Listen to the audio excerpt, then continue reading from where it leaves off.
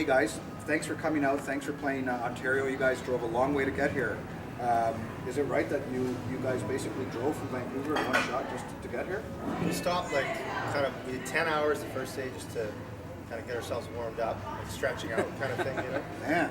And then we did 50 hours straight, basically from Missoula, Montana, home of Jeff and Matt, bass player for Pearl Jam. Yeah. We stopped there. Yeah. From Missoula to Barrie, which is about 50 hours. By the end, we were ready to kill each other. To put our lives into the hands of thieves and liars. And I know you say I'll have to wait a line at least for now, but it ain't right.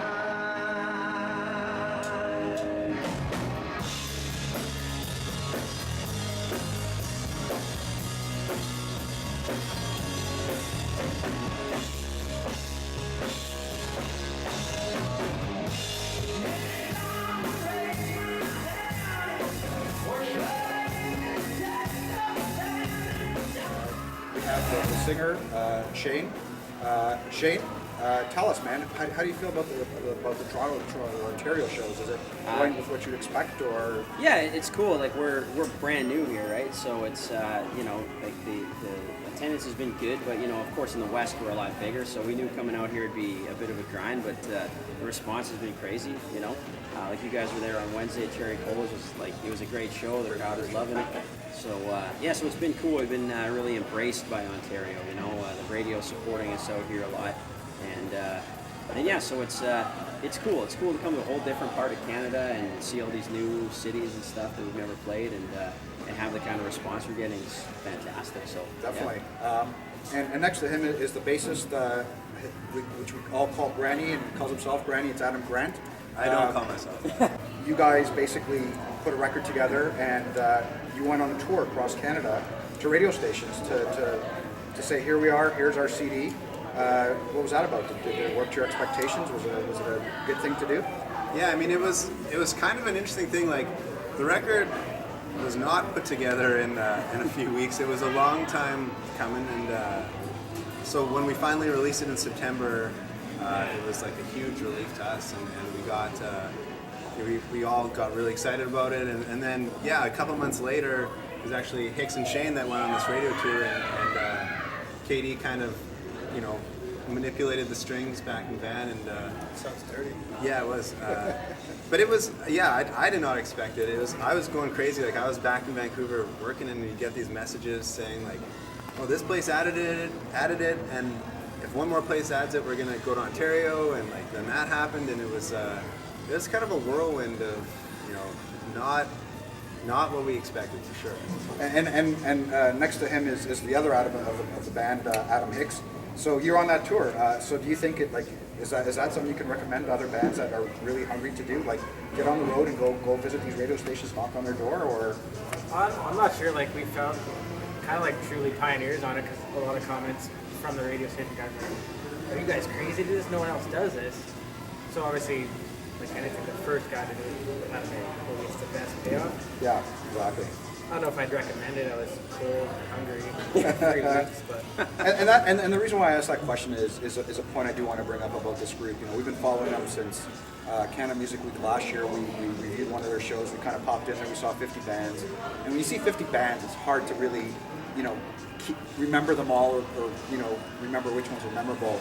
But these guys definitely did it. And what we saw a really strong work ethic and a really great hunger to accomplish what it is that they're after.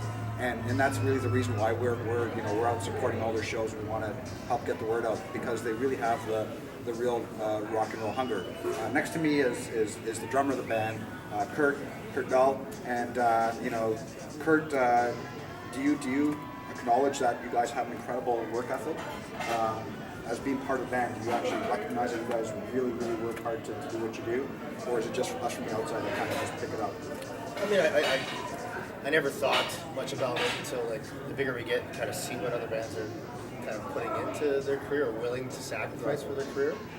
And like now, I do realize that we work a lot harder than a lot of bands. I mean, it's like this. I think with OBS, we've always been willing to roll the dice and lose. You know, we moved from Saskatoon to Vancouver, and put our lives into this band, and like it wasn't easy. Right? Get to Vancouver, and it's like 2 years of working our asses off, getting not a lot of progress, right? And then all of a sudden, like in the last year, things started to happen. But it's like now it's all worth it. But during those 2 years, it was like we were questioning if it was the right decision. Ready? You guys ready to pull the plug at some point? No, I mean that's never crossed our minds. But it's just like I think, and maybe it's a prairie thing too, right? Like we really work really hard. And it's, a lot of other bands do as well. I mean, I'm not saying we're like the hardest one out there, but I just know all I have is my own sphere of reference, which is what we've done. And so sometimes you compare it to what other bands like maybe rehearse once a week or something. Like, you're never gonna make it.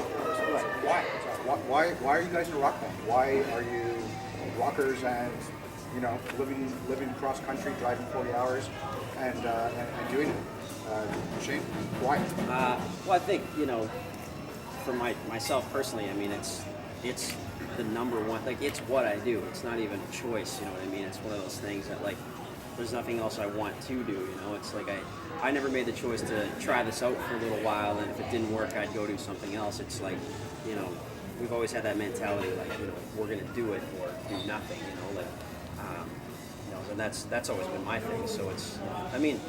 For anybody that's ever stepped on a stage, I think they understand the feeling, and I was personally I never wanted that feeling to go away, so I mean, that's kind of always been the drive, like to do that. And then when we realized that, like if you work hard enough and if you have the talent, if you get, we're lucky to have the four of us found each other, right? And I think we recognized we had that solid, something solid going on. So, it was like, we knew it was a real thing and it wasn't just a dream. So, it made it, and it's always made it easier to work because it wasn't like, things have always gone up as we've gone along. So it's, just, there's nothing else I want to do.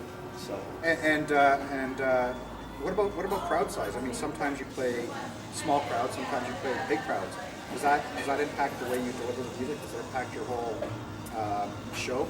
Not How do really. you feel when you're up on stage? Well, I mean, like it's hard not to feed off of like 500 people or 1,000 people. Like, I mean, I think there's there's a special energy that comes off that. But I mean, I think we go into every show planning to play the best show that we can possibly play. I mean, whether there are 5 people or 500, I mean, still to go in and sort of gauge it on what you get back. I mean, that you would get nowhere. I mean, even this tour, I mean, we've played to, good crowds, and then there's been a couple of not as big crowds. I mean, had we, just, as we were joking around before, like, mailed it in, like, you're never going to make it, because who knows who's in that crowd watching it. I mean, how do you expect to get new fans if that's how you play or how you do it? So, I mean, I think we all take great pride in the fact that, we'll deliver the best show we can possibly play wherever we are. Yeah, and one of the things that we saw at your show was incredible mashups, I call them, or mixes. You take a song from your new album, your current album, and you either play a rock staple, a classic before or after. How do you guys decide how does that come up, man? Like, what do you say? You know what, we're gonna play Zeppelin before we play Money Train. Like. Does anybody listen to Led Zeppelin? We're gonna kick our next song off. Our next song is called Money Train. It's on our new record. We're gonna kick it off with an old song called In the Evening.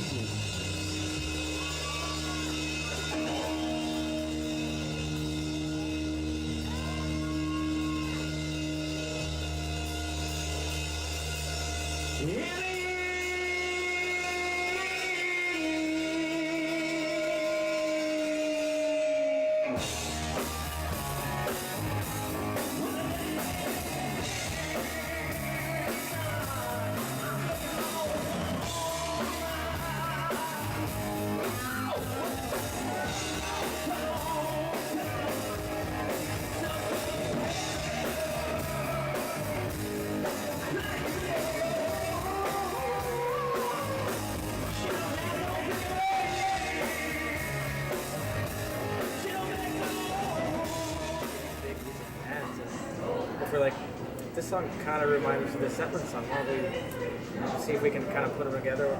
Or just every band wants to do covers because they're fun, right? Yeah, We're sure. never going to be a cover band, but if it's like we love playing this song, like, well, man, we dig it. The fans will probably dig it. We're past the point of having to do covers. To bring Yeah, in a crowd. it's just a fun thing So now to it's do. a treat for us, Right. and hopefully a treat Yeah. for our fans. Yeah, because I mean, you know, we see you guys rock the covers as incredible as you rock your own stuff. I mean, what's you know, you probably play a bunch of as the drummer. What's your favorite cover to play? Right now, I'm really digging Bab O'Reilly, but just like Keith Moon's kind of like my number one drummer, closely followed by Bonham, you know. So it's like, and plus, and it's also like not just what I'm doing, but like the guys are doing. Like just, that song has so much energy, you know. And I've always wanted to do a Who song Yeah. the right way. It's not like you can't just do Who or Zepp like half-ass, Yeah, right? yeah. You do like maybe the Police Of course. half-ass or Bob Marley half-ass, but not the Who or Zepp, right? Correct. I never was able to do my idols songs like that until we had this band together. And even at the beginning, we couldn't have done it. Like now, we can do the Who, do it justice, and like that's a pretty amazing feeling. Right? So let's do rapid question. Don't even think about this too much. Number one rock band of all time. Led Zeppelin. I'm gonna say the Beatles. That's fine. There's no but about it. Both of those two, and then after that, Metallica. I'll say the Who. Awesome. Yeah. No. I mean, and the reason why I wanted that is I wanted to just to point out what we talked about in our review. You know, you have a great classic rock influence. You know, you guys are I assume children of the '90s. You grew up with '90s rock. Yet, you know, your love traces back to the greats, like what everyone mentioned here. What is the state of the rock industry? Music is cyclical. Everything's cyclical. You know, what's old is new again. All those old cliches, and it's so true, right? I mean, you know, rock and roll's not immune to that. I mean, you know, the big, like you're right, the big front man, you know, with the big rock guitar and all that was huge in the 70s. You know, it turned to crap in the 80s because it got just oversaturated. I mean, there was amazing bands that came out in the 80s, but it was just a bunch of, you know, Zeppelin knockoffs that were doing it so poorly that people got sick of it. I mean, it's just like you just, it oversaturated, you know, and then it got reinvented in the 90s in the right kind of way.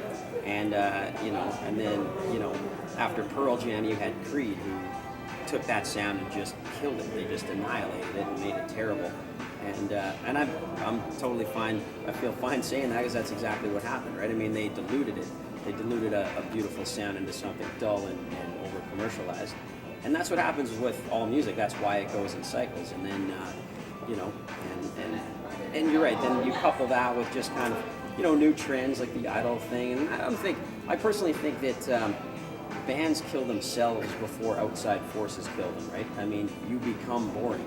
You become stale, and then people are thirsting for something else, right? I mean, amazing bands have never had to worry about what was going on at the time. I mean, you've had bands, you know, when rock was dying, you know, it's like there's always bands that come out. Like we just toured with Buck Cherry, and I remember being like 16 when they came out, right? And their kind of brand of rock was not what was happening at that time, but they got big around then because it was like, we're a great band, you know. People, so a great band will always succeed no matter what the trend is. But you know, so we found coming around, like when we started out, rap metal was big. You know, we went through the whole kind of screamo rock metal stuff, and so we've always kind of been up against it like that. And so if you come around at the wrong time, you'll have a harder fight, obviously. But we like that because then when you come out of that, you know, you've got a legion of fans, your skills are honed. You know. How important do you think that the onstage presence is? I mean, do you acknowledge that onstage presence is as important as excellent music? Yeah, I mean, you know, you get sort of the, like, even exceptions to that rule where, you know, you have, like, even the band, like, say, like Tool, where Maynard stands, like, in the back facing the drummer. But, you know, like, I think, you know, we're in the business of entertainment, really, is what it is. And so, you know, we're not going to take it as far as, like, Kiss, where there's, you know, the theatrics or whatever, or Alice Cooper. But, you know, I think we have to be entertained to watch. And I mean, I don't know if any of us necessarily, like, plans how we're going to do it or choreographs anything. I think we just have had success with going up there and just, you know, having fun and jumping around and moving around and jamming with our buddies. And, you know, it's like, it's not, I don't think there's any, you know, set, you know, formula to what we do. Well, I think To me, it's like, oh, go ahead. it's kind of like to be honest, the maybe it was only 6 months, but when it first started up, I was nervous as hell on stage. And to be honest, I wasn't playing that great because of it. And it's finally like, who gives a shit? Like, music's coming from inside me. Exactly. I'm letting, if people hear it, I might as well do what I feel. Exactly. If people like how it looks, I guess that's fun. The audience can pick up when people are having fun in like half a song. And I think an audience can pick Right? up too Like when you're like, you know, when you're trying really hard. Right? Oh, yeah. You know, it's pretty obvious when you're, you know, when it's not natural, when you're kind of like. Well, I think that's what I was going to say, is it's totally about being legit, right? I mean, most bands get caught up in the trappings of whatever genre they like. I mean, now it's like, there's a reason why the Arcade Fire blew up, because they did the Arcade Fire better than everybody else, and it was totally legitimate. You watch them, it's not like watching, you know, Led Zeppelin, it's a whole different thing, but it was amazing, right? Then you get these bands that, like, they want to be like that, Yeah, and so they go out and try to be that, but their songs suck. Hey, number one, it doesn't matter what genre, if your music's bad, you can't do anything. But beyond that, it's just like, you got to get to know yourself. Like, you know, like Granny said, we don't plan our moves on stage, and we don't, you know, I mean, there's a few things that kind of happen every show just because they've sort of turned out to do that. Right. But really, it's like when we hit the stage, it's just like, that's just what it is, Yeah. right? It's not pre-planned, and it's just, you know, and like Hicks said, it's like, that's what's inside you comes out. However that comes out, if it's just standing there looking at your shoes, if that's legitimately your thing, I mean, the audience gets that, you know. But if your thing is like more like us, where it's just, you know, balls out front to back, well, I mean, that's it. Yeah. Right? So. And you as a frontman, you know, what's good about One Bad Sun show is you're not gonna get a little pause between songs and then the next song kicks off. I mean, the entertaining thing is Shane's always will tell you a story or introduce the song or do something to keep the audience engaged, and that's a huge part of the factor. Yeah. Sometimes I talk too much. No, I disagree. I think people want to hear the frontman talking. Robert Plant did it on and on and on. He would tell stories about, you know, unicorns and magicians and mages and sages, whatever it is. That's next. That's next. Yeah, I'm gonna start. You know, it works, right? Like you said, you don't have to be the first guy to do it, but there is an importance to the opposite direction. Anyways, let me jump into a little bit. So that's the getting to know the band segment. Let's talk about what's coming next. Then they've got a couple of singles. You know, they actually have a song called Scarecrows, which was in the Canadian rock charts for over 10 weeks. Was it 10, 11 weeks, something like that? It hit as high as number 5. Which is a great success for a little band from Saskatoon that's been at it for a decade and rocking out. Their second single off that album is moving up the charts quite fast. It's up to what, 28, 38 now? 23 right now. It ain't right. It's moving up to 23. I'm quite certain it'll be another top 10 hit. And then what we picked up on the last show is your next single, which actually happens to be one of my favorite songs on the album, called Retribution Blues.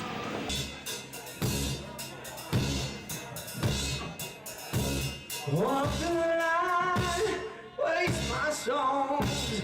You will style, you will try, you were my lover. You were my only friend in this fucking world.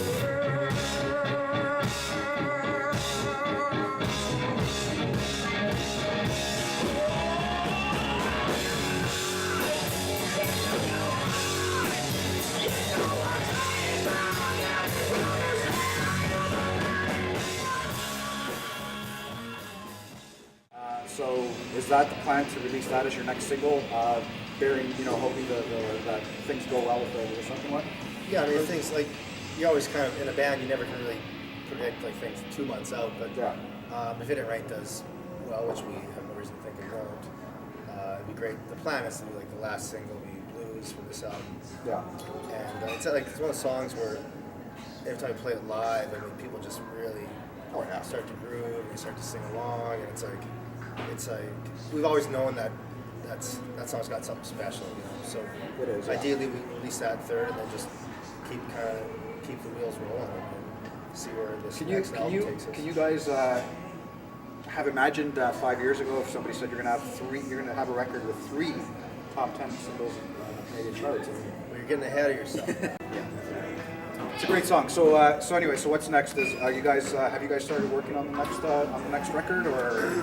We always write. That's our biggest, the biggest strength is when the four of us get together. I mean, songs just happen like left and right. You know, we're in the last, I'd say especially in the last 4 years, we've come into like a really good place as far as writing. Just like, you know, it's like one of those kind of things where I mean, it's maybe too big of a word to use. It's really kind of magical, right? It's just like things they just happen. Things happen. Yeah, they just really kind of happen, really organically, and yeah. So I mean, there's not a time when we don't get together jamming and not write songs, right? You know, so it's we've got tons of songs on the go for the next record, you know, and we're kind of looking forward to the point where we could sit down and actually finally really work on some. Like we played a couple brand new ones when you were on I Wednesday. think Steve pointed out one, yeah. Satellite Hotel. Yeah. Yeah.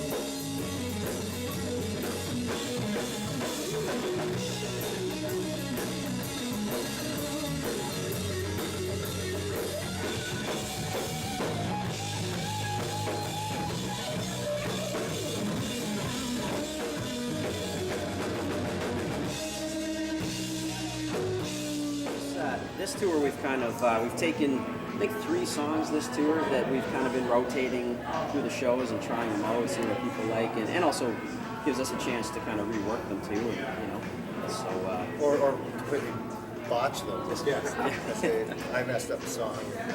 I'd say it was a group It's effort. like it was like a then, 7/8 time, like Money, Pink Floyd. Yeah. It's not a 7/8 song. Yeah, but you know, you try it out in the audience, see the reaction. Right? You got a couple of blank stares and you kind of scratch it. Yeah. People fist bump. But that's that's live music, right? Nothing wrong with that. It's humbling. One of the other things I wrote is, you know, I'd love to see. I mean, you guys did first we saw you do a 40-minute set, and now you're doing a 1-hour set. I really want to see you guys do a 2-hour full-on gig, man. You guys ready for that challenge? You got like We've done We it. got one coming up. We're gonna yeah.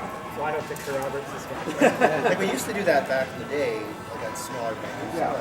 like in Saskatoon and stuff, where some venues demand it. But the whole thing is like you want to have the right set for the right level you're at. You know, Yeah, right now, sure. 2 hours OBS, Yeah. people don't know the songs yet, but Understood. I can't wait to be like at a Pearl Jam level where it's like 3 hours. You know, like I think we could actually do it and make it the kind of thing. It's not all just one appearance. Like you have to have like any play or any story. It's got to have the kind of layers and levels. Guys, man, it's like it's only May and you've been here like 3 times already in Toronto in the last 6 months. So obviously you have a plan and a path to conquer Canada. You know, one province and one village and one mega city at a time. What about the States? The States is a very important market. Any thoughts on tackling that market at all? Yeah, well, I mean, No, not at all. yeah, no, they've offered us the States, but we were like, no, we're not going down there. We don't want to cross that border. No, it's we're going to go down to the States, but I mean, being a Canadian band, it's really important that you're somebody here because the States, you know, I don't know if many people know, but there are a lot of people that live down there. It's massive. And, you know, and so our industry is smaller than Texas. It's smaller than California, right? So if you don't have a lot of ammunition going down to the States, you will just disappear down there, right? So our goal and plan with our whole team has been to, you know, really get as much firepower as possible up here. That way, when they take us down to the States, it's like, look, like you said, hopefully it's, you know, they get 3 top 10 hits. Hopefully a number 1 would be, you know, all of that stuff if you can get it. That way when you get down there, it's just like, you know, they like those big numbers, right? So that they can just say, you know, this is a slam dunk deal. Like get them in, get them opening for whoever. So, and we're getting there now. It's nice because we, you know, this is a big country. We have a lot of places to play yet. And last time you're not last time, but 2 times ago you were in Toronto. Speaking of coming to Toronto so much, you opened up for Buck Cherry. You briefly talked about playing with Buck Cherry. What was that experience like?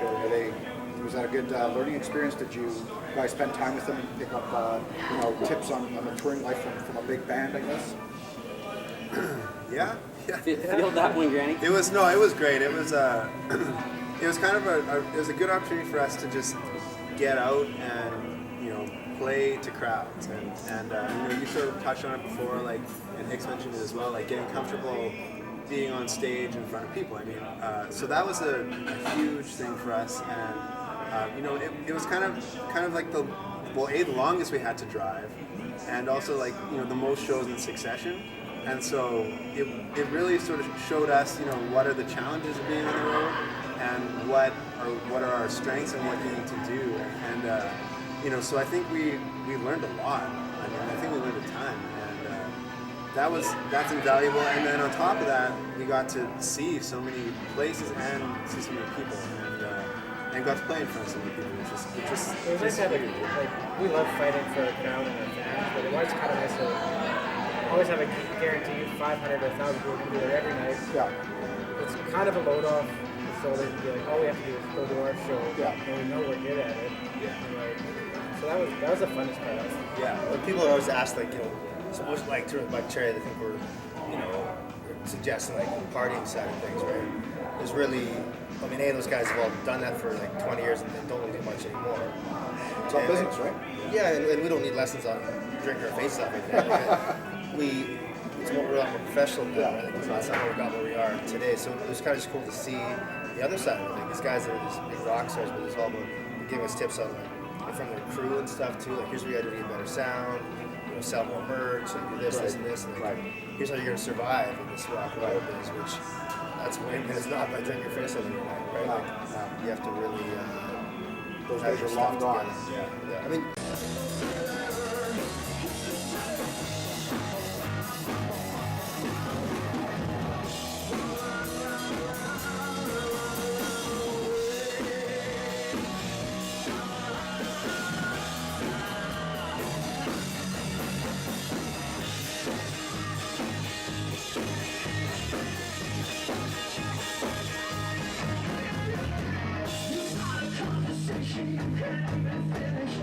Okay, so another one for Shane.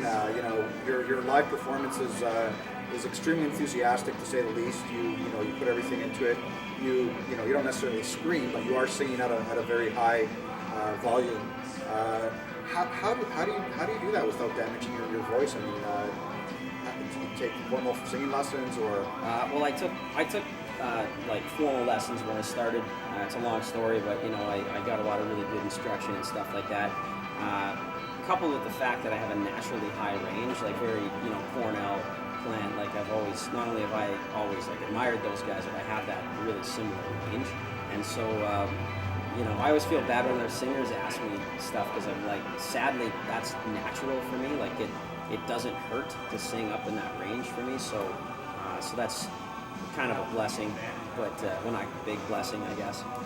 But also, you know, there's just things you have to do if you want to take care of your voice. Like, it's a muscle, right? Like you know, I just have to really cut my drinking down at times to none, at most of the time on the road, and you know, just boring stuff, as much sleep as possible and that kind of thing, right? Yeah. But yeah, just, you know, and then just monitoring it, right? I mean, it's just like, you know, a drummer would never, you know, do something that's going to damage his ankles, you know, every day, you know, or like a guitar player, a bass player isn't going to just like smash his hand with a hammer and then expect it's going to work, right? So poisoning your voice and beating up on it day in, day out, and then hoping it's going to be there, you know, you kind of have to live every second of your day leading up to the show, right? I mean, and even if that makes for a fairly boring day sometimes, I mean, you know, the show is really the important thing. So it's like, to me, losing my voice is, you know, I think it's any singer's absolute number one fear. So anything that I can do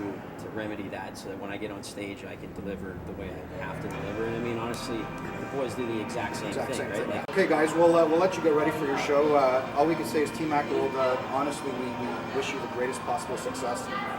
We've seen hundreds of bands, and you know, if there's one band I personally want to see make it, it's you guys. You play a great brand of rock. You're great guys, as we just found out, and you're on the right path. So best of luck, my guys.